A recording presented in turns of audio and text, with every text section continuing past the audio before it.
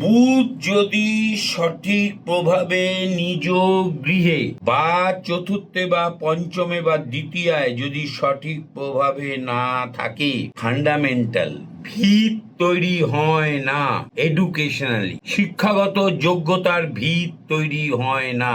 অনেকে আমাকে বলেছে যে আমার ছেলে বুধ 11th হাউসে, আমার ছেলে তো ডাক্তারি পড়লো।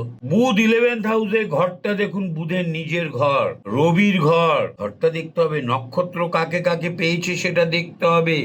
নক্ষত্র কি বুধের নিজের নক্ষত্র পেল সেটাও দেখতে হবে, তবেই ফল দেবে।